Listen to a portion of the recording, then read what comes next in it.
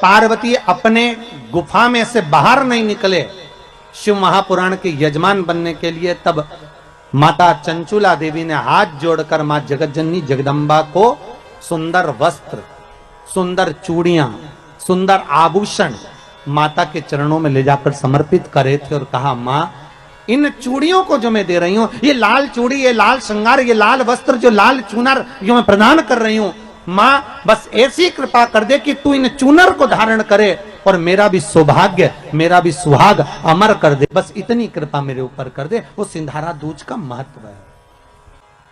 आज भारत की भूमि की सभी माताओं को सिंधारा दूज का बहुत बहुत बधाई।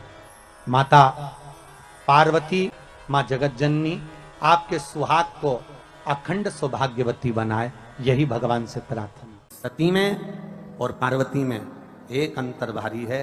सती मां धनवान है और पार्वती मैया गुणवान है। इसलिए पूरी दुनिया में जितने भी व्रत हैं, पूरी भारत की भूमि पर जितने व्रत होते हैं, कोई व्रत लक्ष्मी जी का नहीं है, भारत की भूमि पर कोई व्रत सरस्वती मैया का नहीं है, भारत की भूमि पर कोई व्रत इंद्राणी का नहीं है, भारत की भूमि पर कोई व्रत किसी देवी का नहीं है। जितना भारत की भूमि पर एक व्रत भारी है वो है माता पार्वती जी का। तीज का व्रत करोगे तो पार्वती जी का है, चतुर्थी का व्रत करोगे तो पार्वती जी का है, छठ का व्रत करोगे तो पार्वती जी का है। आप जितने व्रत देवी जी का करोगे नवरात्र में तो पार्वती जी का है। भारत की भूमि पर जितने व्रत हुए नारियों के, छोटी तीज, बड़ी तीज, हरतालिका तीज, करवा चौथ, जितने चतुर्थी के व्रत, जितने तीज के व्रत, जितने छठ के व्रत, जितने भारत की भूमि पर हुए, ये सब माता पार्वती जी के हैं। पार्वती के क्यों हैं? क्योंकि धनवान और गुणवान में अंतर है। मां पार्वती गुणवान है, इसलिए माताएं उनके व्रत कर कर अपने अंदर भी वो गुण उत्पन्न करना चाहती हैं कि हम भी ऐसा तप करें, हम भी ऐसी साधना करें।